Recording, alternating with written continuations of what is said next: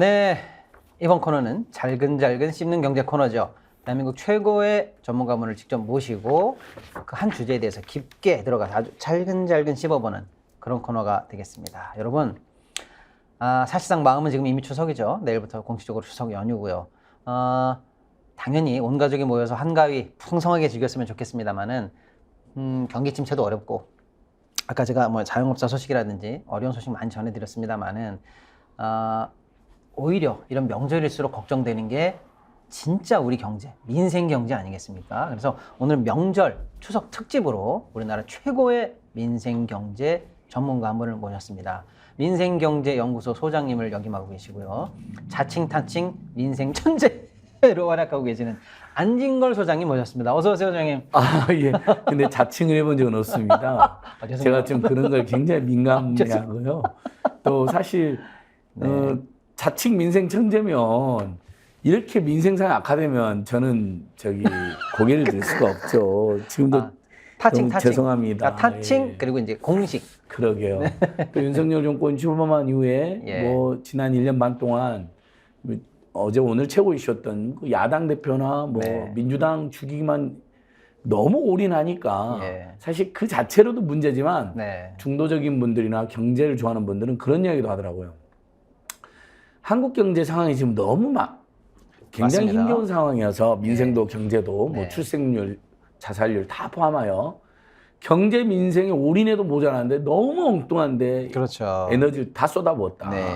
그리고 예산도 수출이 이렇게 어려울 때는 내수로 활성화하는 예산에 그리고 그 와중에도 R&D 예산은 아무리 경제가 어려워도 R&D 예산은 우리가 미래를 위해서 투자해야 되는데 R&D 예산까지 다 깎고 민생복지 예산 다 깎아버렸다. 맞습니다. 이건 큰일이네요. 완전히 경제위기나 민생을 심화시키는 방향이다. 이게 더 큰 문제다. 근데 그냥 야당 대표 죽이면 올인하고 있다 보니까 이게 공론장이나 언론 보도에도 제대로 안 나오잖아요. 우리 박시동 평론가님께서 지금 온오프라인에서 맹활약하면서 그런 점 지적해 주시는데 저도 공감하고 그래서 경제본색에서 우리 경제본색이라도 그런 점을 집요하게 치열하게 잘 짚었으면 좋겠다. 드디어 제가 오게 됐습니다. 감사합니다. 고맙습니다. 사실은 스픽스 일주일에 한 2회 이상은 다른 방송, 다른 프로그램 출연하고 어저께는 계시죠? 끝판토론, 거의 오늘은 뭐, 경제분석, 내일은 추석 휴일인데도 목요일 왁자지껄. 거의 뭐 지금 정직원이에요. 제가 지금 4대 보험이 안 되는데요. 자영업자 프리랜서라서 어떻게 스픽스에 취직해서 4대 보험 한번 돼볼까? 대표님 보고 계시죠? 대표님. 자, 일단은 본격적으로 그럼 명절 얘기, 추석과 관련한 민생 경제 이슈로 들어가 볼 텐데요. 추석을 앞두고 사실은 정부가 관행적으로 항상 이제 민생 대책이다, 뭐 추석 대책이다 이러면서 쭉 대책을 많이 발표를 하긴 합니다만은 아시면은 굉장히 도움되는 정보도 사실은 많거든요. 그런 미시적인 정보까지 한번 해서 오늘 쭉 추석 특집 민생 대책을 다뤄볼 텐데 먼저 뭐부터 해볼까요? 뭐 고속도로에 일단 그런 것부터 고속도로 게이트를 제가 주로 이야기하지만 오늘은 고속도로 게이트는 이야기하지 않고 명절 고속도로 통행료가 면제된다. 그거 좀 자세히 설명해 주세요. 굉장히 중요한 게요. 지금 이제 방금 제가 확인해 보니까 제가 아는 선배님도 출발했어요, 고향으로. 출발했죠. 제가 뭐라 일찍 가시는 했냐면 분이 많죠. 아니 차 안 막히려고 저녁에 하나 지금 출발했대. 다 좋은데 너무 아쉽다. 오늘 출발해가지고 만약에 오늘 안에 고향에 도착해버리잖아요. 영남이든 호남이든 충청도든 가면 그럼 통행료 면제가 안 돼요. 특히 영호남은 지금 많이 넘으면 2, 3만 원일 수도 있잖아요. 또 고속도로를 2개 타는 경우도 있으니까. 너무 아쉬워요. 좀 저녁에 늦게 출발해도 오늘 밤 0시부터 통행료 면제거든요. 이게 어떻게 되는 겁니까? 그러니까 근데 명절 연휴에 고속도로 통행료가 아예 빵원이 되는 거죠? 무사 통과죠? 자, 오늘 0시부터 10월 1일 24시까지 4일간 영원이에요. 오늘 0시부터 10월 2일 24시까지. 왕복으로 여러 군데를 가면 장거리 5만 원 정도도 면제가 되는 거예요. 그죠. 우리 어려운 분들한테는. 정말 우리 조카들이나 그럼요. 또 꼭 줘야 될 우리 아이들이 있을 때 그러면 만 원이나 2만 원 두세 명을 줄 수가 있잖아요. 그 오늘 0시부터라는 게 0시 넘어서 들어가라는 얘기인가요? 0시 그러니까 넘어서 그것 때문에 이제 사람들이 헷갈리는 그거를 좀 거예요. 자세히 얘기해 주세요. 어떻게 됩니까, 이거를? 1분만 이용해도 면제예요, 이 기간 안에. 그러니까 제가 아까 그랬지. 지금 출발하시면 어떻게 되냐면 대부분은 아무리 지금 좀 벌써 차가 조금씩 막히기 시작할 거예요. 지금 출발하면 어지간하면 다 도착하죠, 지금. 근데 24시간 전에도 0시 전에 도착해버리잖아요. 그럼 면제가 안 돼. 그래서 지금 출발해도 만약에 막히거나 휴게소를 들리면요. 시간을 봐. 0시 이후에 나가기만 해도 0시 이후에 들어가는 게 아니라 시작할 때는 내가 8시에 고속도로를 진입했지만 그래서 그 표를 주거나 하이패스로 들어가거든요. 패스를 받거나. 근데 0시 이후에 나가기만 해요. 그러니까 예를 들면 0시 1분에 나갔다. 내일 그러니까 새벽 0시 1분에 그래도 면제. 그럼 이제 어떻게 하면 돼요? 박성평 가족들이 휴게소에서 라면을 먹고 야 얼른 가자 할 필요가 없어요. 그래갖고 11시 59분에 나가면요. 1분 차이로 2만 원을 내는 거예요. 3만 그럼 차라리 원을. 그게 낫겠네. 도착 휴게소에서 시간을 끌고 도착 시간을 계산해서 12시 전에 도착하지 않게. 맞습니다. 어차피 지금은 거면은. 왜냐하면 만약에 지금 시간이 이제 우리가 4시 반쯤인데 지금쯤 막 이제 출발하신 분들도 있어요. 저도 예전에 보면요.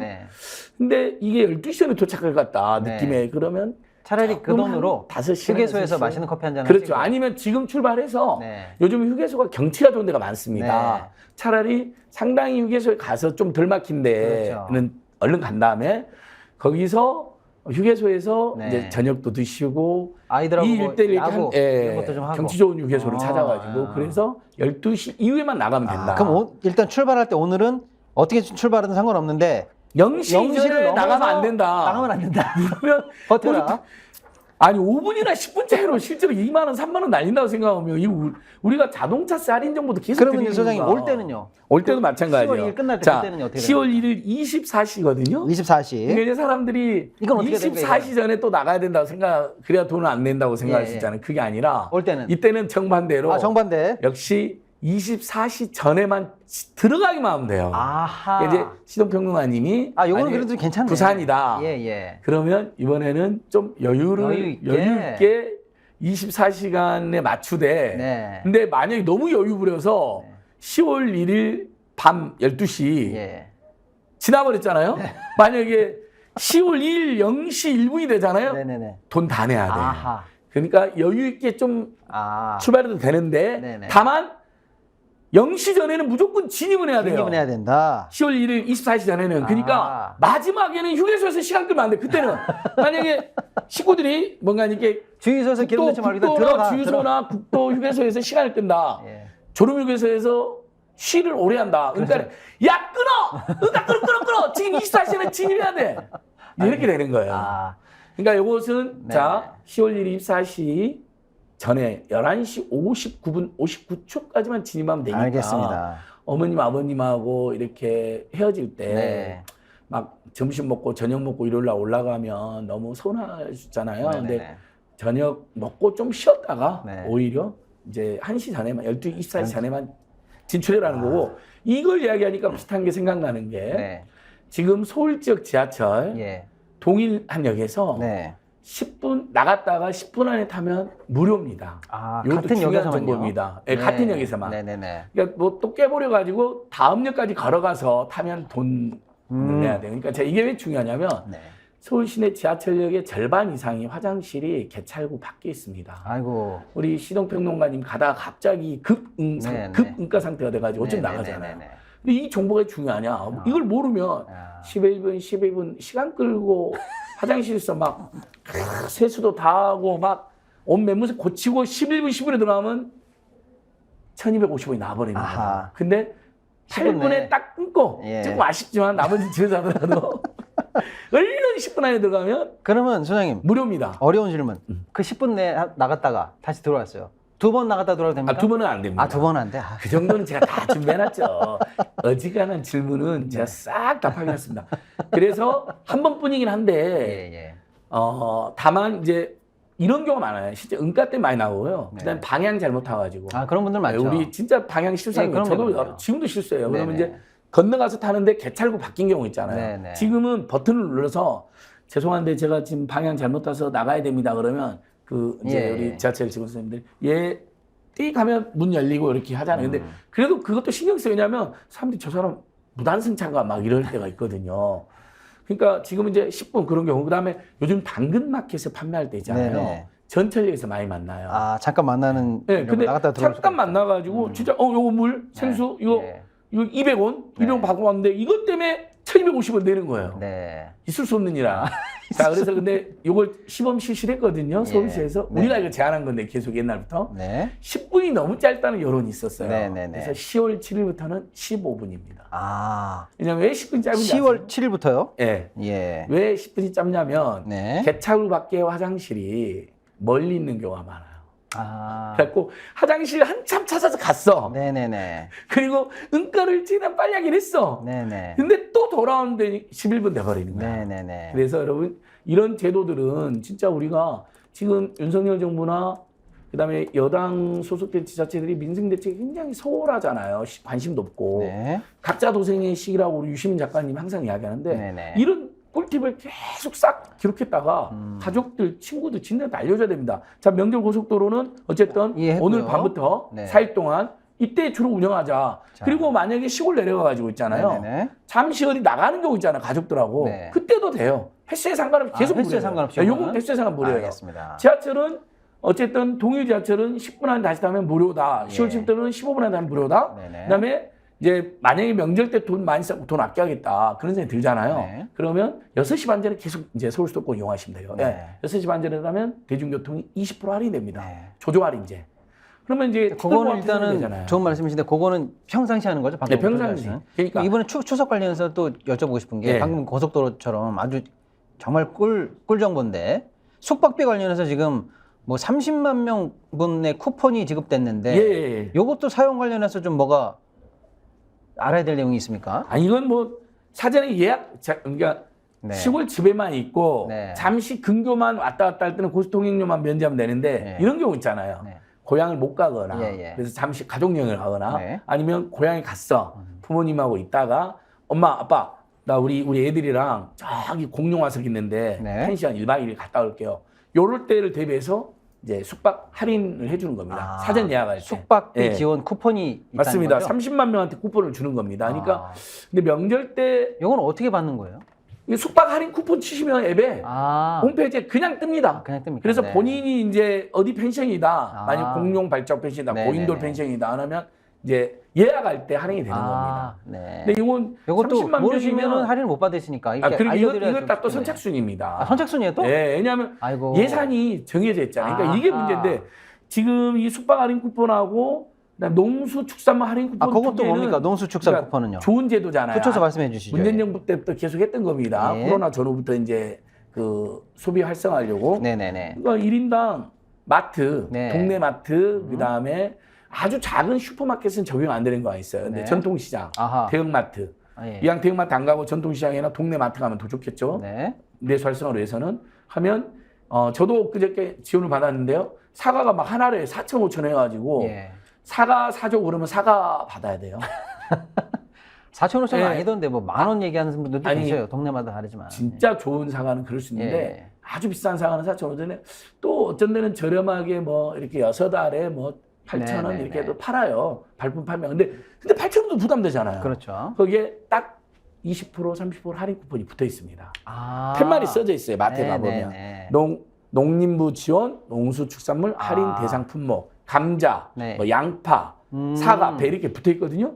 그러면 훨씬 저렴하잖아요. 그럼 이거는 그 자기가 살려고 하는 구매처에 거기 있는 걸 보고 하는 겁니까? 맞습니다. 아니면 아까처럼 막 앱에서 받고 이런 건 아니 아니고요? 이것은 직접 네. 가야죠. 아하. 가서 발품 팔아야 됩니다. 네. 근데 1인당 근데 이것도 선착순이에요 그러면? 이것도 선착순입니다. 왜냐하면 예. 예산이 총 670억입니다. 아이고, 이게 어느 이걸로 코에 윤석열 붙습니까, 정부가 사상 최대라고 생색을 내는데요. 아니 정말 전국에 여러분- 있는 모든 분들한테 할인해 준다고 아니, 하면서 그러니까 670억이요? 부끄럽습니다. 670억이면요. 아 이거는 그러니까 너무 적다. 작년보다 좀 늘린 건 맞아요. 예. 그렇다고 사상 최대라고 생색을 내는데 자 1인당 2만 원으로 하면 어떻게 돼요? 당장 335만 명이면 끝나버리잖아요. 예. 1인당 10,000명 나더라도 670만 명이면 네, 끝나버리고요. 네. 그러니까 지금 국민은 아. 5,170만 명이고 가구는 2,300만 가구가 넘잖아요. 네네네. 그럼 가구에서도 일부만 혜택 보는 거예요. 그러네요. 그러니까 안 하는 것보단 낫고 또 이런 알뜰 정보를 알아서 1인당 2만 원을 꽉 채우신 분도 있을 거예요. 이미 벌써. 네. 그러니까 그런 분들 입장에서는 쏠쏠했다. 그냥 2만 원도 작은 돈이 아니잖아요. 아 그런데 이게 그러면 예산도 670억이 한도가 있으니까 떨어질 때까지밖에 안 하는 거고. 그리고 1인당도 1인당 한도가 있는 겁니까? 예. 아, 내가 빨리 간다고 10만 원씩 20만 원씩 안 맞습니다. 되고. 예. 아이고, 진짜 선착순이에요, 그러면? 선착순 조금 생주는 근데 거 저는 가지고. 민생 대책은 선착순 돼서는 안 된다고 생각합니다. 그러네요. 우리끼리 뭐 경품 추첨이야. 달리기샵도 할 수 있고 추첨도 할 수 있지만 민생 대책은 차라리 지금 보니까 4분기 2분기 실질 소득이 줄어들었잖아요. 그럼요. 예. 근데 예를 들면 상위 20%는 안 줄어들었거든요. 네. 상위 20% 제하고 차라리 80% 가구 전원에게 온라인으로 그냥 요즘 너무 잘 됐잖아요. 그리고 저희가 문재인 정부 때 너무 좋은 이미 말씀이시네요. 100% 재난정부 준 적이 있고 네네. 한 번 88%가 준 적이 있었잖아요. 네. 1인당 25만 원. 네. 그 정보가 있거든요. 그래서 차라리 그 88%에게 핸드폰으로 가장에게 주던 세대주에 주던 세대 전원에게 주던 10만 원, 5만 원이라도 쿠폰을 쏴주면 되잖아요. 그렇죠. 근데 예를 들면 지금 뭐 내년에 무슨 청와대 재단을 만든다고 해서 300억이 포함되어 있고 서울 양평고속도로 백지한다면서 123억이 갑자기 김건희 일가 쪽으로 결국 끝내 고속도로 틀려고 123억이 포함되어 있고요. 그것만 해도 이거에 반이 없네요. 특수활동비가 무슨 다 깎는다 그랬잖아요. 알고 봤더니 권력 있는 특수활동비는 50억인가 또 늘어나 있어요. 예. 그다음에 이런 법무부나 정치검찰 특수활동비는 업무 추진비가 따로 있잖아요. 업무 추진비만 주고 특수활동은 이번에 다 없애버려야죠. 아니 여러분 검찰이 수사하는데 특수활동 왜 필요합니까? 그 사람들 뭐 간첩을 잡습니까? 해외 스파이를 잡으러 나갑니까? 다 대부분 보니까 윤석열 한동훈 보면 자기 말 잘 듣는 정치검찰한테 돈을 막 퍼줬던데. 네, 이번에 뭐 별거 아예 다쳤더라고요. 영원으로 만들어버리고 차라리 670억이 아니라 6,700억으로 늘렸다고 생각해보자고요. 그러니까 지금 소장님 말씀이 그 본질은 진짜 필요한 민생 예산은 이렇게나 진짜 짜게 굴고 엉뚱한 데서 펑펑 날았던 맞습니다. 기득권 뭐 숨겨진 예산들은 뭐 그런 데다 쓰고 있다는 말씀이시네요. 6,700억으로만 늘렸어도 만약에 추경을 안 한다더라도 만약에 예를 들면 불용 예산이라든지 여러 예비비 좀 넣어서 그러면 3천만 명이 2만 원씩 혜택을 볼 수 있잖아요. 그렇죠. 그것만 해도 그럼 3천만 아니면 대부분 한 가구 이상은 혜택을 보게 되잖아요. 이런 대책을 해서 국민들이 고속도로 통행료는 면제받고 지하철 10분 안에 다시 타면 그것도 좀 아끼고 이렇게 해서 아무리 무심하고 무능한 정권이다 하더라도 각자 도생이라도 좀 도와줘야 될 거 아닙니까? 일단은 좋은 말씀 해주셨고요. 또 저희가 챙겨봐야 될 다른 정보들이 몇 개 더 있습니까? 명절 때 어쨌든 어카운트 인포앱을 깔아놨거나 안 그게 뭡니까? 어카운트 인포앱은 어카운트 인포? 어카운트 인포 네요. 홈페이지도 있고 앱이 있습니다. 그 앱을 깔아라. 우리 문재인 정부 때 금융 당국이 만든 제도인데 이건 세계적인 정책입니다. 정말 친환경 무상식처럼요. 어카운트 인포앱만 딱 깔아놓잖아요. 딱 클릭하고 들어가서 뭐 본인 인증, 왜냐면 이건 금전 문제가 갈리기 때문에 하면 자 본인의 계좌가 다 나와요. 본인의 카드도 다 나와요. 그다음에 계좌에 뭐가 있냐? 휴면 예금이 다 나와요. 아하. 자, 한국 사람들이 휴면 예금 많은지 아세요, 평론가님? 왜 많냐고요? 자, 우리 한국 사람들이 이사와 세입자들에 대한 보호가 없어서 이사를 많이 다녔죠. 그렇죠. 그다음에 노동자에 대한 보호가 안 돼서 이직이 많았죠. 또 워낙 먹고 살기니까 알바를 많이 부업을 많이 했죠. 그때마다 옛날에는 어땠어요? 꼭 그 회사나 동네에 이용하는 은행이 따로 있어가지고 계좌를 이거로만 만들어라 그래요. 그랬었죠. 그러니까 예를 들면 알바를 해도 기억나시죠? 그러니까 물론 이제 현금으로 주는 경우도 있지만 알바를 해도 꼭 사장님이 어떤 경우에는 야, 이 통장 만들어. 뭐 이거 잘 안 쓰는 통장인데 그래 만들어. 근데 이러면 이사하러 가. 이직을 해. 근데 이러면 현금은 어떻게 찾아져요? 10,000원 이상으로 찾아지잖아. 이것도 저는 제도 개선해야 된다 봐요. 아직도 그렇습니까? 지금도 그래요. 아이고. 1,000원까지 입금은 되는데 찾아지는 건 안 되거든요. 근데 그러니까 사람들이 어떻게 하면 나중에 찾아지면서 이사하고 이직해. 그러면 10년 전, 20년 전 5,000원이 지금도 남아있다니까요. 그 휴면예금이 1년의 규모가 1조 원 안팎인 적도 있었어요. 요즘만. 이걸로 제가 열심히 캠페인했더니 문재인 정부 때 매불쇼에서 이야기했거든요. 사람들이 다 찾아갖고 카드 포인트 뭐 100만 원 받았다는 사람. 휴면예금. 카드 포인트까지?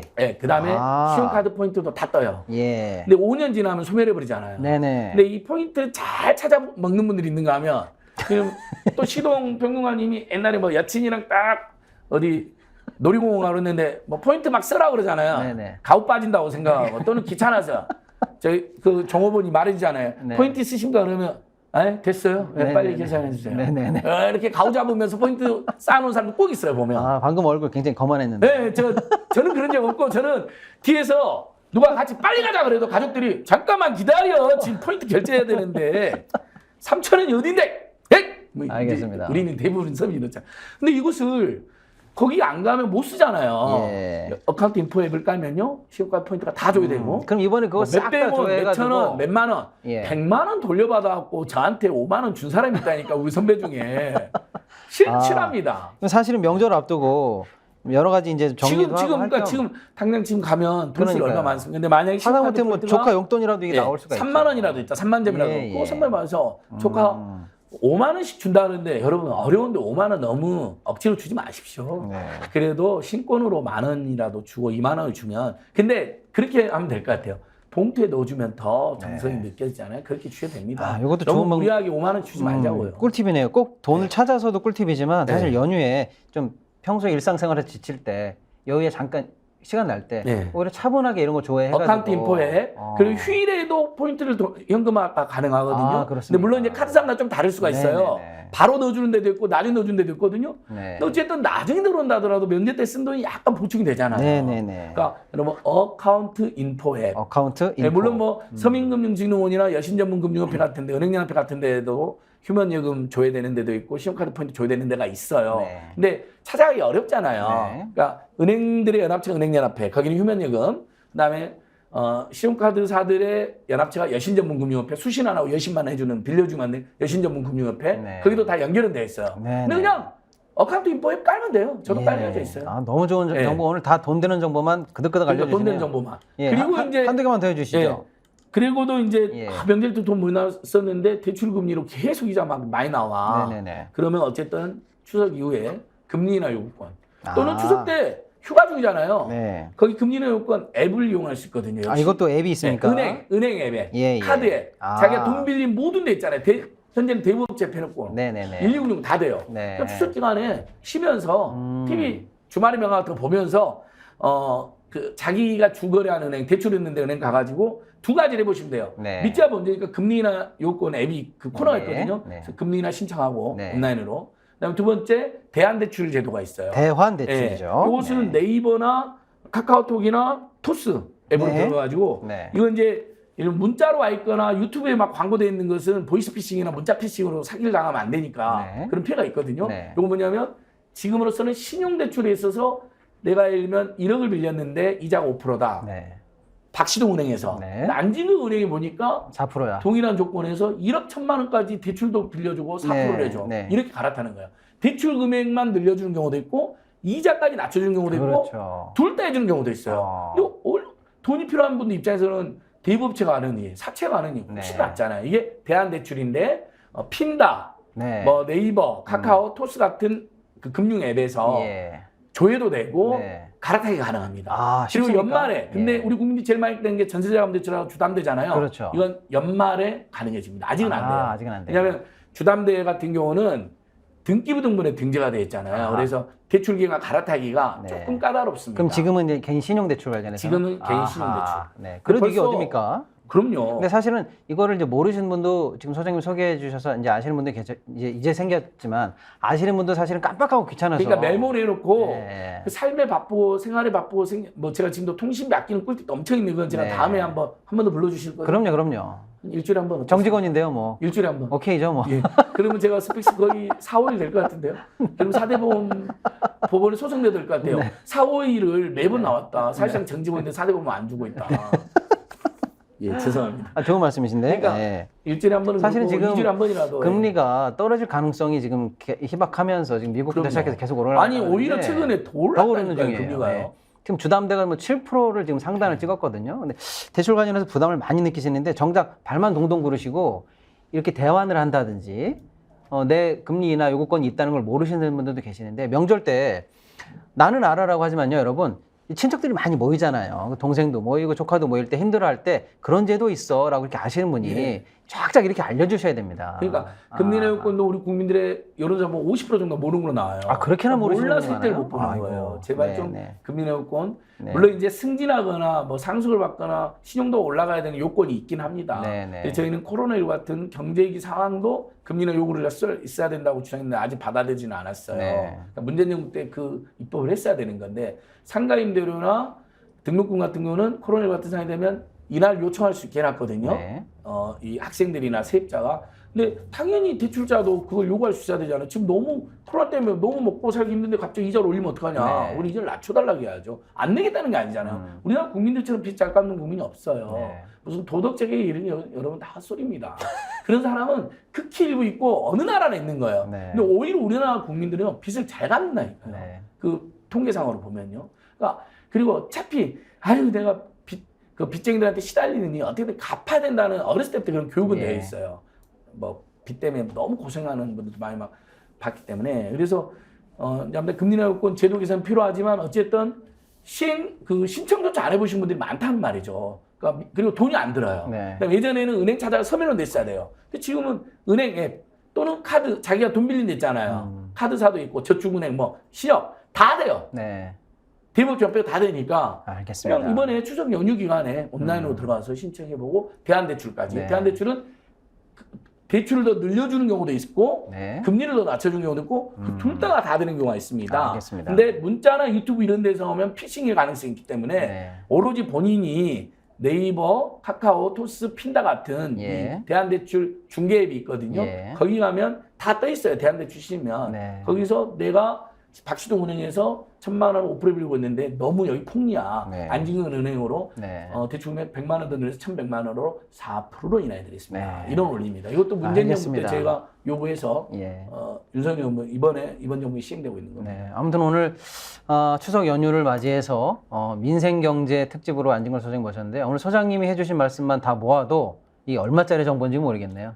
아주 쏠쏠한 정보. 박시동 평론가님하고 저하고 이걸로 예. 책을 냈으면 좋겠어요. 냅니다. 좀 기다려보세요. 왜냐면 저희가 교통, 네. 대중교통 조절 할인제.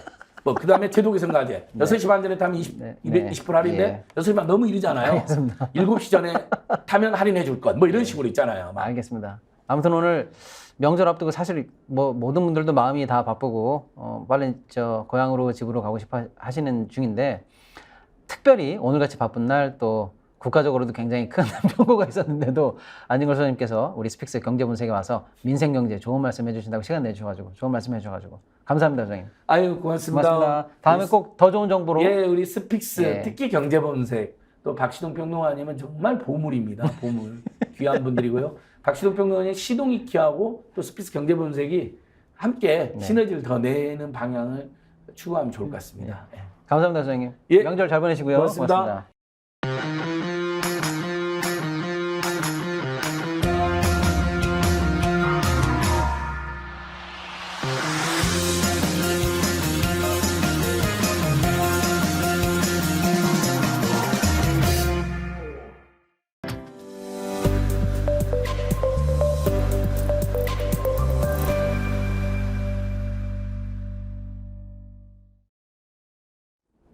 네, 잘근잘근 씹는 경제 코너입니다.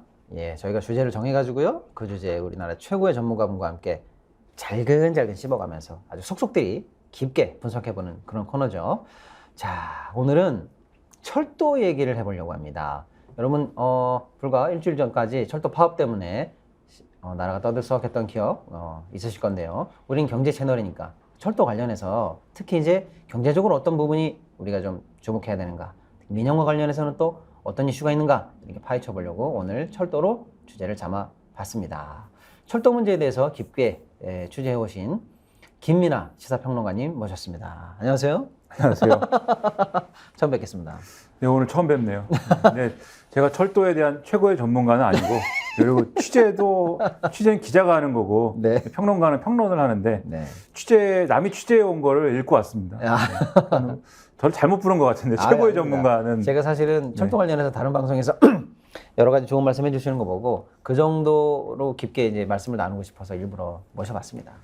네, 뭐 최선을 다해보겠지만, 최고의 전문가인지는 제가 모르겠습니다. 네, 일단은요, 1차 파업을 종료하고 지금 추석 연휴에 일단 파업이 또 연장되는 거 아닌가 했는데 일단 1차 파업을 하고 추석 연휴로 넘어가는데 그때 이제 노조에서 얘기했던 얘기가 이게 전국적으로 파업이 끝나는 거 아니다. 우리 연휴 지나고 나서 다시 2차 파업하겠다라고 분명히 2차 파업에 대해서 가능성을 열어놨어요. 그러니까 아직 문제가 다 끝난 건 아니라고 봐야 되겠죠. ING 중인데 그래서 이제 다시 한번 생각하는 게 그럼 그 당시 파업에서 제일 중요하게 다뤄졌던 명분이 뭐였을까?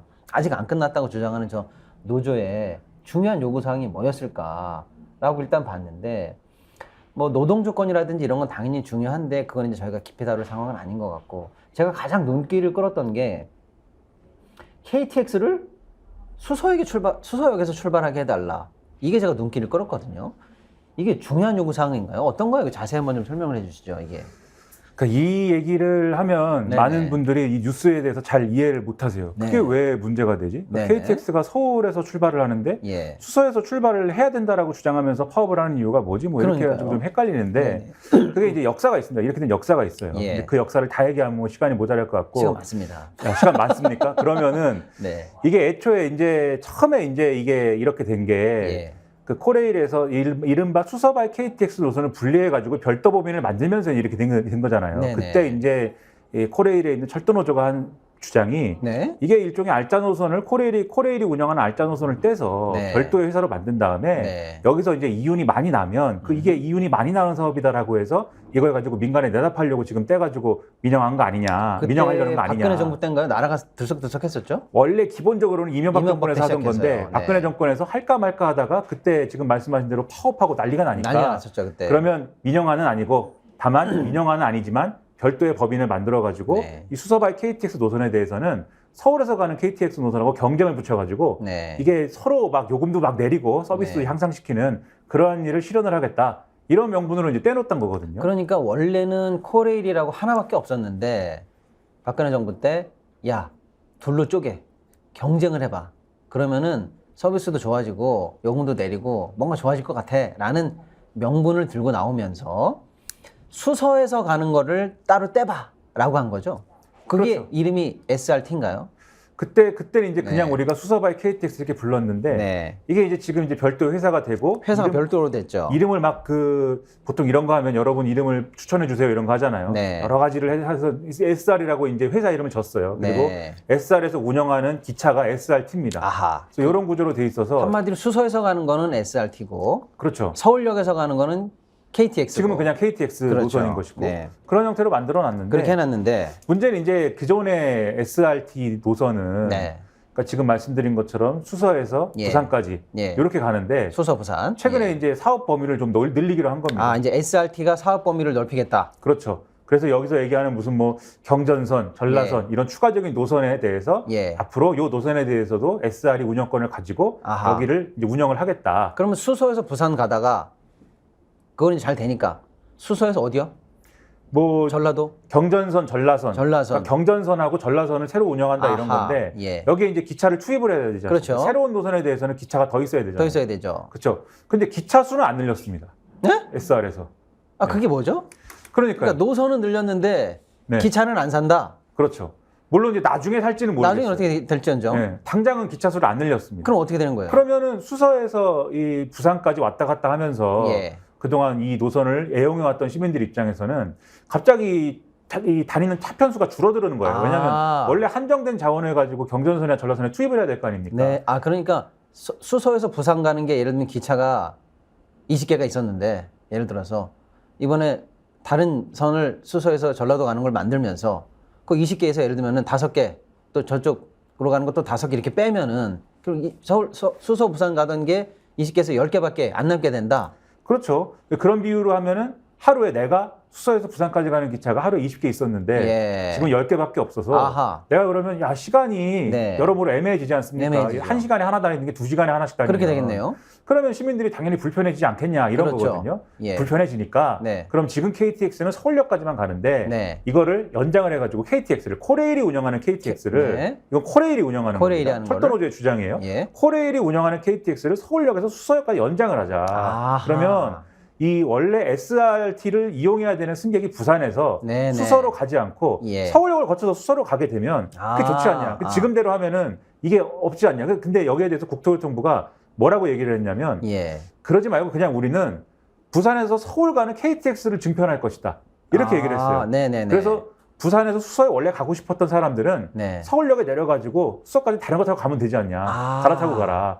근데 이 철도노조는 왜 굳이 그렇게 하냐. 예. KTX가 그냥 서울역 거쳐가고 수서까지 가면 되는데 네. 그렇게 하는 이유가 뭐냐. 그 이유가 뭔가요? 그러니까 이유가 뭐냐라고 그랬는데 네. 이 정부는 그렇게 얘기를 하는 거죠. 우리는 지금 모처럼 만들어 놓은 이 경쟁 체제를 네. 허물기가 싫다. 아. 그러니까 수서 부산 노선은 네. 서울 부산 노선하고 경쟁하는 노선이다. 근데 이 서울 부산 노선이 갑자기 수서까지 들어와 버리면 원래 우리가 만들어 온 경쟁 체제가 훼손이 되는 거다. 아하. 그래서 그거는 못 하겠고 서울에서 부산 가는 KTX만 늘릴 거다. 이렇게 얘기하니까 철도노조는 그게 말이 되냐? 네. 시민들이 불편한데 네. 이 경쟁 체제를 유지하겠다는 그 형식에 집착하는 이유가 뭐냐? 그걸 고집하는 이유가 왜지? 혹시 민영화를 하기 위해서인가요? 이렇게 이제 들고 일어난 거예요. 그러니까 정부가 민영화는 절대 하지 않습니다.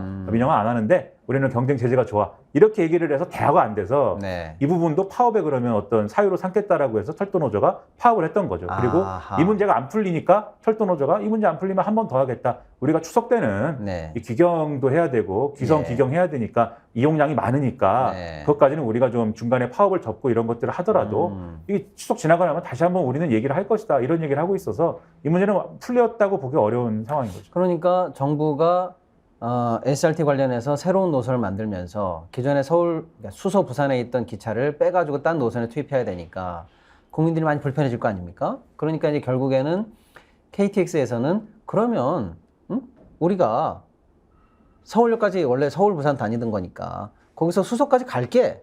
그럼 국민들이 편해질 거 아니야 라고 했더니 정부는 안 돼. 그렇죠. 너희들은 무조건 수서에서는 못 와. 네. 코레일은 수서에 오면 안 돼. 이유가 뭐야? 했더니 SRT가 수서에서 출발하는 황금 노선은 얘네들 거야. 이거를 니네들이 침범하기 시작하면은 결국 우리가 나눈 의미가 없잖아. 우리는 여기를 무조건 수서는 이쪽 SRT만 독점 운영하도록 내버려 둘 거야. 이게 이제 핵심인 거네요. 그러니까 아마도 정부, 그러니까 경쟁 체제를 유지하고 싶은 정부 입장에서는 네. 이럴 때마다 사실 이 코레일, 그러니까 철도노조의 주장이긴 하지만 네. 코레일이 이럴 때마다 예를 들면 그럼 수서까지 우리가 갈게요 해버리면 네. 지금 굳이 이렇게 나눠 놓은 게 의미가 그렇죠. 없어진다는 거죠. 지금 말씀드렸지만 열차가 모자라서 편수가 줄어들었다는 이유로 네. 거기를 침범한다라는 거는 네. 뭐 다른 이유로도 또 주장할 수 있게 되는 거 아닙니까? 코레일 측에서 이번에는 너희가 철도가 네. 그 선로가 좀 문제가 생긴 것 같아. 그러니까 우리가 이렇게 우회해가지고 가는 노선으로 한번 거길 가볼게. 네. 이렇게 얘기를 하면은 전례가 있으니까 정부 입장에서는 그래 그렇게 하지 뭐 이렇게 되는 과정이 되는 거 아닙니까? 네. 그러니까 그게 싫으니까 이제 이것도 못 내주겠다라고 하는 거 아니냐라는 건데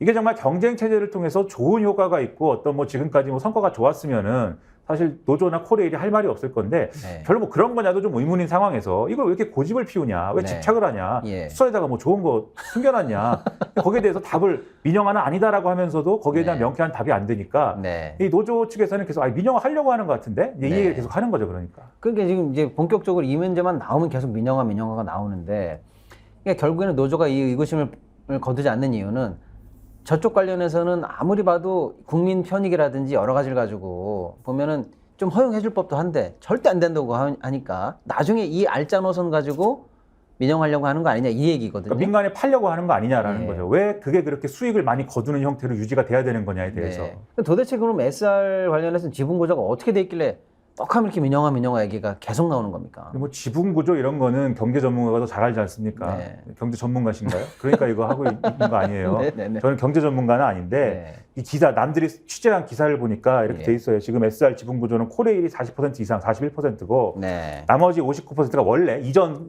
상황 말씀드리는 겁니다. 네. 사학연금, IBK 기업은행, KDB 산업은행 등이 각각 나머지 나눠가지고 59%를 가지고 있었는데 네. 이게 이제 원래 이 공공기관들이 이 지분을 이제 가지게 될 때 예. 풋옵션이 들어가 있었다는 거예요. 그러니까 배당이나 이런 상황을 봐서 이게 사업이 별반 도움이 될 것 같지 않으면 자신들 입장에서 네. 팔 수 있게 했다 이 지분을 네네네. 팔 수 있게 해가지고 지금 그래서 이 배당이나 이런 상황을 봤을 때 별로 마음에 들지 않아서 이 기관들은 이거를 팔아야 되겠다라고 마음을 먹을 만한 상황이다라고 얘기하는 거 아닙니까? 네. 그러다 보니까 그러면 이 59%에 대해서는 지금 국토부가 우리가 그럼 돈을 내서 우리가 일단은 회수를 할게. 그러니까 네. 다른 데 팔지 말고 좀 있어봐라고 해서 국토부가 회수를 한 상황이에요. 근데 예. 여기에 대해서 철도노조는 그리고 이제 이 민영화의 어떤 절차에 들어가는 거 아니냐라고 의심하는 쪽에서는 네. 그게 그냥 그 지분을 왜냐하면 이전 정권에서 문재인 정부에서 SR하고 이 코레일을 네. 나눠 놓은 게 네. 이거는 결국은 민영화의 초석이 될 수 있는 것이니까 네. 다시 합치겠다고 약속을 한 적이 있거든요. 그랬죠. 근데 대선 약속이- 공약이었던가요? 약속이 네. 별로 지켜지지 않았습니다. 예. 이걸 가지고 합치는 게 좋을까요?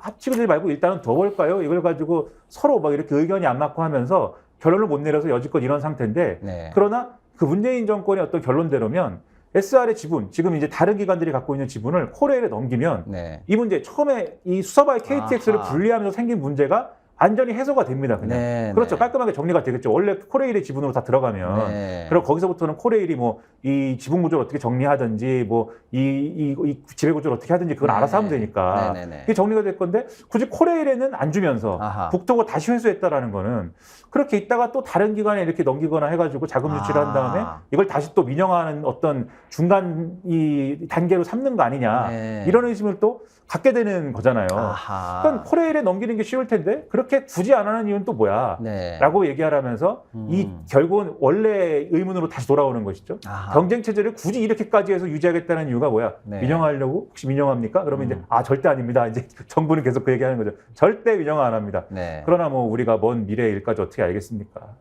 방금 그 차트 한번 다시 보실게요.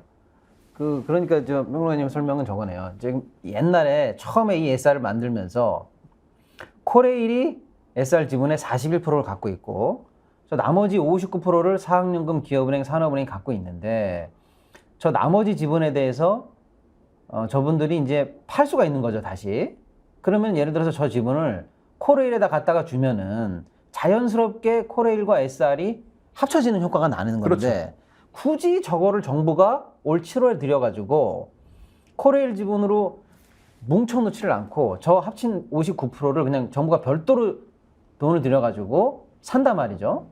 그러면 그래서 이제 물어본다는 거죠. 야, 왜 굳이 코레일과 합치지 않고 따로 갖고 있는 거야? 나중에 이거 그대로 갖고 있다가 어디 넘기려고 하는 거 아니야? 누구한테 팔려고 그래? 이런 거죠. 아니 왜냐면 네네. 코레일도 사실은 이게 그러니까 철도 민영화 얘기를 하면 역사가 너무 오래됐어요. 네. 그러니까 코레일도 원래는 이제 철도청이었잖아요. 그 그렇죠. 중부처가 네. 철도청이 있었는데 그게 이제 공사화되고 이런 과정에서 그때도 네. 민영화하려고 그럽니까? 이걸 했었고 네. 그다음에 뒤에 좀 얘기하겠지만 이제 시설 관리나 이런 것들을 별도로 분리하려고 하거든요. 예. 그래서 그때도 시설 관리나 이런 건 나라에서 하지만 코레일 이 운영사는 또 코레일을 민영화하려고 하나요?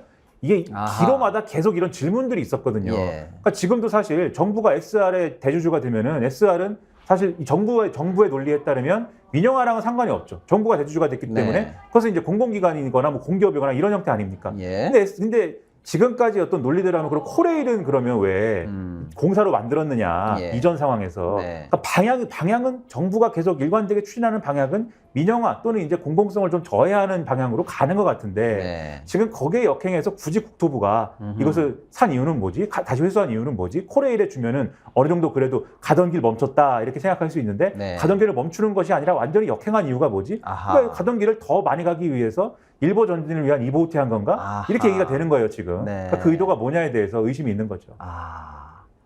아무튼 그런 식으로 이제 끝까지 의구심을 가지고 가면서도 정부가 코레일과 SRT를 분리하고 있는데 문제는 저 분리한 상황에 대해서 코레일이나 이런 쪽에서 얘기하는 거는 아까도 말씀드렸지만 수소나 이런 쪽에 황금 노선은 SRT에 몰아주고 그러면 코레일 쪽은 쉽게 말하면 도서, 상간, 벽지 안 좋은 것도 다 떠맡아 안아가면서 저쪽은 계속 경영적으로 유리하게 만들어주고 이쪽은 계속 적자를 보게 만들어서 적자는 코레에다 덤텅이를 씌우고 SR 쪽에는 흑자를 만들어놔서 나중에 팔기 좋게 좋은 매물을 만들려고 하는 거 아니냐라는 또 그 의구심에 근거를 이렇게 대고도 있는데 실제로 이렇게 분리된 상황에서 코레일 경영이 악화되거나 공익성이 많이 떨어진다는 거에 대해서는 근거가 있는 얘기인가요? 근데 경향적으로 그럴 수밖에 없죠. 우리가 상식적으로 생각을 해봐도 네네네. 그러니까 SR이 운영하는 거는 여기서 중요한 전제가 있는데 고속철만 운영합니다. 천천히 가는 기차는 운행하지 않아요. 얘네들은 또 고속만 운영하는군요. 그렇습니다. 네. 고속철도예요, 이거는. 네네네. 고속철만 운영하는데 우리가 KTX 타보면 알겠지만 비싸지 않습니까? 그렇죠. 물론 KTX가 있어서 얼마나 편리합니까? 네. 그러나 이제 비싸잖아요. 네. 이 요금이 비싼데 코레일의 경우에는 이 KTX에서 거둔 이 수익을 무궁화호라든가 좀 느린 열차들 있잖아요. 그리고 아하. 느리고 이제 이 어려운 데까지 가는 네. KTX가 다니지 않는 곳까지 가야만 되는 열차들 아하. 이런 열차에서 나는 적자를 이걸로 보존을 하는 거예요. 네. 이런 시스템을 가지고 있는데 SR의 경우에는 그런 시스템이 아니에요. 고속철을 통해서 거둔 이익은 네. 뭐 코레일이나 물론 무궁화호로 가는 게 아니라 예. SR이 그냥 갖는 겁니다. 네. 아주 단순하게 얘기해서 네네네. 뭐 SR이 자기 주머니에 넣지는 않겠지만 어쨌든 SR이 거두는 이익인 거예요. 그거는. 네. 그럼 이게 코레일의 이런 어떤 적자 노소랑은 관계가 없다는 게 첫 번째고 두 번째는 그런 와중에 이 코레일이 어떤 수익을 얻는 기본적인 어떤 그 베이스인 KTX를 네. SRT하고 경쟁을 시키는 거잖아요. 네. 당연히 그 경쟁 구조 안에서 당연히 KTX가 거둘 수 있는 수익은 줄어들겠죠. 네. KTX의 수익은 줄어드는데 네. 혹은 하나 더 붙이고 있잖아요. 코레일이 지금 네. 적자 노선을 같이 보전하면서 가야 되니까. 아하. SR은 적자 노선이라든가 이런 거 신경 안 쓰고 예. KTX가 가야 되는 노선을 야금야금 뺏어오면서 네. 이것에 대해서 이제 수익을 거두고 있다라고 할 때는 결과적으로 코레일이 운영하는 노선에 대한 공공성, 네. 그러니까 더 많은 시민들에게 이게 기업의 이윤이나 이런 차원을 떠나서 더 많은 시민들에게 좀 더 많은 이익을 안겨야 되는 그러한 공공성의 영역에 있어서는 당연히 이런 체제는 해가 될 수밖에 없는 거 아니냐, 이런 주장을 할 수밖에 없는 거죠. 노조는 네. 실제로 그렇게 될 수밖에 없는 거고요. 그러니까 수익이 많이 안 나는 도서, 상간, 벽지까지 다 운영을 해야 되고 전국에 있는 시설을 다 코레일한테 또 넘겨놨는데 고속철에서 사실은 수익이 나는데 KTX가 고속철로 100원을 벌면은 아까 말씀드린 이런 공적인 그 공공성 때문에 부담해야 될 게 100원에서 많이 차감이 되는데 SRT는 고속철에서 100원 벌면 100원 그대로 남으니까 저쪽은 이득을 많이 보고 이쪽은 계속 손해를 많이 보는 상황인데 만약에 이거를 그냥 합쳐서 평균화 해버리면 전체적으로 좋을 텐데 오히려 코레일 쪽에서는 경영적으로 악화되는 모습만 계속 강화하는 그런 구조다 이렇게 봐야 되겠네요. 그러니까 황금알을 낳는 황금 노선을 네. SR이 가져갔는데 네. 그러면 먹을 것도 많이 없어졌는데 우리 네. 곳간에 쌓아놓은 네. 이 먹을 것도 없어졌는데 그 없어진 걸 또 어려운 사람하고 나누는 구조잖아요. 그러네요. 코레일은. 네. 근데 SRT는 그런 것도 하나도 없이 그냥 수익을 거둘 수 있는 사업만 열심히 하면 되는 구조처럼 이제 얘기를 하는 거예요. 네. 그러니까 이제 이것은 필연적으로 철도에 대한 공공성이 악화될 수밖에 없는데 그러니까 기본적으로 우리가 철도라는 게 왜 필요한가를 한번 생각을 해봐야 되는 거예요. 그러니까 네. 지금 승용차 타고 다니면 되지 않습니까? 네. 어디 가고 싶으면은 네네. 뭐 승용차 갖고 있을 거 아니에요. 네네. 진행하시는 우리 박수 선생님도. 네네. 근데 저는 차도 없거든요. 차가 없으세요? 네, 고향이 수원인데 그럼 차 없이 수원에 어떻게 가느냐. 네. 결국은 지하철 타거나 기차 네. 타야 됩니다. 네네. 저같이 돈 없는 사람들이 결국은 타는 게 기차예요. 무궁화호 타면 2,500원이면 갑니다. 네. 근데 이런 사람들이 더 잘 이용할 수 있게 하기 위해서 철도가 필요한 거고 철도를 그러니까 우리가 승용차를 생산하고 사는데 들어가는 비용보다 네. 가만 생각해 보면은 철도 노선 깔아야 되죠. 레일을 네. 깔아야 되죠. 그리고 네. 그 레일은 또 다른 용도로 이용할 수도 없죠. 그렇죠. 이용 가치가 굉장히 낮은 어떤 그러한 지대가 되고 그다음에 기차도 한두 푼 하는 기차가 아니지 않습니까? 네. 그것도 한 번에 많이 마련해야 되잖아요. 네. 들어가는 비용이 상당한 것이기 때문에 그렇죠. 지금처럼 승용차가 승용차 위주의 어떤 시대에는 철도라는 건 굴려봐야 사실은 네. 아주 고속철이거나 첨단 기술이 들어가서 정말 빨리 가는 그러한 장점이 있지 않는 이상은 이 철도라는 거는 기본적으로 펑크가 날 수밖에 없는 구조일 수밖에 없어요. 네. 그런데도 이것을 왜 운영하냐면은 이거를 이용해야만 되는 사람들이 있기 때문에 그래서 우리가 운영해야 된다는 전제가 여기는 사실 있는 거거든요. 그렇죠. 그래서 철도는 공공성이 반드시 같이 가야 되는 건데 근데 지금 이제 SR을 중심으로 한 이러한 이제 어떤 운영 방식은 네. 그 공공성이라는 건 생각하지 않는 거지 않습니까? 네네. 본질적으로 철도의 의의가 훼손되는 네. 거 아니냐라는 생각도 들어서 철도를 우리가 왜 이용하고 있느냐에 대해서 크게 문제의식이 없는 것 같다. 그러한 네. 방향에서는 그런 지적도 있다는 거죠. 그래서 일단은 참 좋은 말씀이신데 노조에서는 그럼에도 불구하고 정부가 지금 꼼수로 여기저기 해가지고 민영화의 그 욕심을 버리지 않고 야금야금 일부라도 어떤 민영화의 효과를 내려고 한다든지 요만큼이라도 떼어서 뭔가 민영화를 시도하려고 한다든지 이런 게 계속되고 있다라고 얘기를 하는데요. 예를 그렇죠. 들면은 뭐 정비 관련해서도 뭔가 좀 바뀌고 있다 이렇게 얘기가 나오고 있는데 혹시 뭐 어떤 부분일까요, 이거는? 그러니까 이것도 이제 복잡한 얘기입니다, 사실. 그러니까 네. 원래는 이제 과거 같으면은 이 아까도 말씀드렸듯이 이 선로라든지 차량 정비라든지 운행이라든지 다 이제 국가에서 하는 것처럼 이제 돼 있는 상황에서 네. 그 지금의 이제 코레일 철도공사를 만들고 그다음에 그 당시에 이제 시설관리공단, 철도관리공단이 비슷한 이름인데 지금도 비슷한 이름이에요. 근데 지금 이름이 바뀌었는데 네. 지금 갑자기 얘기하다 보니까 그 지금 현재 이름은 잘 기억이 안 납니다. 근데 철도공단이라고 할게요. 네, 공단이라고 제가 설명을 예. 할게요. 네. 공단이 시설 같은 거는 어쨌든 네. 관리를 하고 네. 코레일 운영은 수익을 내는 방향으로 가자 이렇게 해서 네. 분리를 했었어요 그때. 네. 그래서 이것도 사실 첫 발을 민영화를 뗀 거 아니냐라고 그때는 시끌시끌했었습니다. 네. 근데 여기서도 아까 말씀드렸듯이 SR을 분리하잖아요. 네. SR을 분리했는데 지금 SR에 들어가는 열차, KTX 비슷한 열차들이어서 이것과 정비라든가 이런 거 관련돼서는 지금도 코레일이 해요, 사실. 예. 그리고 앞서 말씀드린 이제 선로 정비나 이런 것들을 이제 공단이 한다고 말씀드렸잖아요. 네. 원래 이제 이 선로 관리라든가 정비라든가 이런 것들을 공단이 해야 되는데 네. 지금은 그거를 위탁을 받아서 코레일이 하고 있습니다. 네. 왜냐하면 그 당시 민영화 논란 속에서 이것까지 예를 들면은 공단이 완전히 다 가져가 버리면 코레일은 앞으로 그 명분상 완전히 수익을 내야만 되는 어떤 그러한 네. 어떤 공공성이 저하된 형태가 되기 때문에 그러한 곳에서 보면 정비하고 운영이 분리될 경우에 이런 안전 문제도 있고 하지만 네. 결과적으로는 민영화라는 전체 그림을 완성시켜주는 가속화시켜주는 그런 게 될 수 있기 때문에 네. 이걸 지금 위탁받아서 하는 형태로 어떻게 절충을 한 거거든요. 예. 근데 뒤집어 얘기하면은 이걸 쪼개면 쪼갤수록 네네네. 쪼개면 쪼갤수록 사실은 민영화에 가까워지는 그림이다라는 인식을 지금 갖고 있는 거예요. 왜냐하면 네. 이걸 철도청이 원래 하던 거를 한 번에 다 팔려고 했다고 생각을 해보세요. 네. 선로를 만들고 선로를 정비하고 차량을 운영하고 노선을 결정하고 관제를 하고 이런 걸 다 한 번에 어느 재벌한테 판다. 삼성한테 판다. 삼성이 살까요? 사지 않을 겁니다. 네. 예를 들면은 네. 삼성에 파는 건 아니겠지만 물론 그렇기 때문에 이걸 다 쪼개놓은 다음에 쪼개서 별개로 이제 조금씩 팔겠다는 거 아니냐 이런 의심을 늘 하던 차에 지금 말씀하신 정비 관련한 건 뭐냐면 이제 SR이 차를 살 거예요. 네. 근데 지금 뭐 이 KTX도 마찬가지인데 차는 보통 현대 로템 이런 데서 사실 사죠. 현대로템이죠. 그렇죠. 네. 현대 로템에서 사는데 살 때 쉽게 얘기하면은 정비 기술을 같이 판매하는 방식으로 갖고 오겠다는 거예요. 그래서 SR이 정비 관련돼서 코레일이 하지 말고 그렇다고 SR이 하는 것도 아니고 현대 로템이 우리한테 차를 팔았으니 정비도 현대 로템이 해라.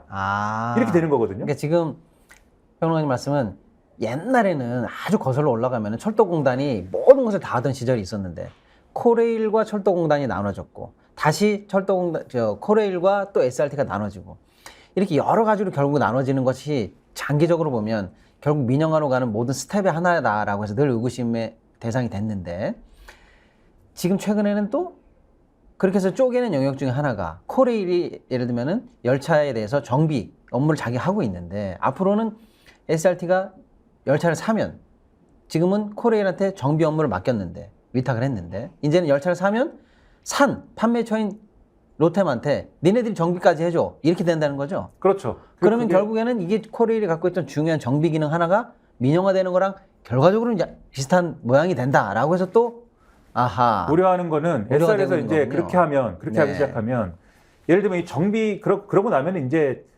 세상이 막 그래요. 코레일이 너무 이 뭐랄까 공기업이기 때문에 너무 이게 효율이 좋지 않고 뭐 이게 뭐 이윤을 내는데 무관심하고 철도노도 철밥통 끌어안고 앉아가지고 그 인건비만 이렇게 먹고 이런 상황에서 개혁이 되지 않는다. 근데 SR을 봐라. 이렇게 민간 회사는 아니지만 저렇게 좀 따로 떼서 만들어 놓으니까 정비도 이렇게 효율적으로 아웃소싱 해가지고 마치 아웃소싱 한 것처럼 현대로템이 하고 그러니까는 상당히 효율적이고 이윤이 더 많이 나지 않느냐. 그럼 이 논리를 갖고 와서 코레일한테 앞으로 정비는 누가 해야 될까요? 물어보면 코레일이 이제 할 말이 없어요. 현대로템이 해야 되겠네. 그럼 이것도 사실 정비 업무나 이런 거 민간에 위탁이 되는 거거든요. 그렇죠. 그러면. 이런 거를 계속 하다 보면 결국 그렇게 다 쪼개진 그런 영역들이 결국은 민간에다 넘어갈 수도 있는 거 아니냐. 그리고 민간에 넘어갔을 때 앞서 말씀드린 철도 공공성이 이 쟁점이 되는 게 아니라 철도 공공성을 가지고 어떻게 공공성을 강화할까 이런 얘기를 하는 게 아니라 야 어떻게 하면 돈을 더 많이 만들까 여기서 이윤을 어떻게 하면 더 많이 낼까 이런 얘기로 중심이 옮겨지면서 다 안전이라든가 그다음에 아까 말씀드린 적자 노선의 보전이라든가 이런 것들이 뒷전되는 거 아니냐 시민들의 불편은 더 커지는 거 아니냐 이런 우려를 하는 거죠. 그러면 이제 가장 근본적인 질문인데 마지막 질문인데 그러면 결론적으로 그렇게 민영화의 끝을 달리면 그 끝이 효율적이고 오히려 수익도 잘 나는 그런 모습으로 귀결될까요? 아니면 공공성은 더 떨어지고 안전 문제는 오히려 더 문제가 많아지는 그런 어떤 사례가 될까요? 일본 사례를 잘 아시니까 한번 여쭤보는 겁니다. 그 일본에 대해서 얘기를 하면은 이게 일본의 사례를 봤을 때 일본이 이제 민영화된 대표적인 나라다 뭐 이렇게 얘기하지 않습니까? 근데 우리랑은 좀 온 경로가 달라요. 근데 일본 사례에서 특이하게 좀 볼 것은 이 JR이 민영화된 걸 많이 얘기를 하는데 JR이 민영화돼 가지고 어디랑 경쟁을 하면 원래 지역에서 지선을 운영하던 사철들하고 경쟁을 해요. 그러니까 이 간선이었잖아요. 원래는 이 일본 국철이라는 건 간선을 쭉 연결하는 거였는데 나눠놓은 거니까 그 지역 안에 사철들이랑 경쟁을 하는데 이 사철들은 뭘 갖고 있냐면 철도만 갖고 있는 게 아닙니다. 백화점도 갖고 있고 뭐 가극단도 갖고 있고 영화관도 갖고 있고 유통도 하고 부동산도 하고 온갖 사업들을 다 해요. 그러니까 하나의 지역 재벌이 있는 거예요. 그 지역 재벌하고 JR이 경쟁을 해야 되니까 JR도 그거 다 합니다. 쉽게 얘기하면 이렇게 되면은 철도를 그냥 어떤 재벌이 그냥 철도 영업을 하는 것에 그치는 게 아니라 이것과 연관된 여러 가지 사업들을 다 같이 하는 구조가 될 수밖에 없는 거예요. 만약 그렇게 되면 왜냐하면 철도만 해가지고는 이윤이 충분히 보장이 안 되니까 그렇게 될 경우에 그러면 이 철도가 민영화된 것의 이득은 누구에게 돌아가느냐. 실제로 일본이 이 철도가 신기한 게 사고도 많이 나지만 철도 강국이기 때문에 많이 나는 것도 있겠지만 노선이나 다이아 짠다고 그러거든요. 이 몇 시 몇 분에 어디를 지나가고 어떻게 하고 이걸 고개 운전하듯이 하고 어떤 경우에는 그리고 정치성을 못 맞출 수밖에 없지 촘촘히 짜는데 이걸 못 맞추면 1초 틀릴 때마다 예를 들면 교육 한 번씩이야 이런 식으로 압박을 해서 철도 기관사가 과속해가지고 막 이 노선에서 사고가 나고 그래서 이 밖으로 나가버려갖고 쓰러지고 막 이러거든요. 그런 사례를 봤을 때 이게 도움은 안 된다 분명히. 물론 일본 사람들은 JR이 민영화되기 이전에 국철이 너무 이제 좀 나빴다고 생각을 해서 민영화돼가지고 철도가 망했다라고는 생각하지 않습니다. 근데 그건 일본의 환경이 그랬기 때문에 이것도 얘기하면 상당히 긴데 저도 1분 내에 얘기하라고 하니까 얘기는 못 하는데 근데 우리나라의 경우에는 지금 상황이 다르기 때문에 오히려 민영화면 일본이 겪은 것보다 훨씬 더 큰 혼란과 어려움을 겪을 가능성이 크다고 저는 생각을 합니다. 알겠습니다. 오늘 앞으로 철도 파업이 지금 끝난 게 아니고 곧 이어서 일단 2차 파업이 있을 예정이기도 하고 계속 또 이게 문제가 될 거기 때문에 지금 1차 파업과 앞으로 있을지도 모를 2차 파업 사이에 한번 짚어봐야 되는 중요한 이슈라서 오늘 평론가님 모시고 철도 얘기 나눠봤는데 민영화가 왜 문제가 되는지 그리고 그 끝이 좋은 모습일지 나쁜 모습일지 아무튼 좋은 말씀 주셔가지고 저희가 깊게 생각하는데 큰 계기가 된 것 같습니다. 최고 전문가는 아닙니다. 제가. 오늘 아무튼 바쁜 시간 내주셔서 감사합니다. 고맙습니다. 네, 고생했습니다. 네. 자, 오늘 화요일 방송 여기까지 하려고 하는데요. 주가가 큰 폭으로 떨어지고 지금 우울하시겠지만 연휴를 앞두고 있습니다. 내일은 또 좋은 소식으로 찾아뵙기를 기대하면서 내일 뵙도록 하겠습니다. 자, 오늘 경제무색 여기까지입니다. 감사합니다.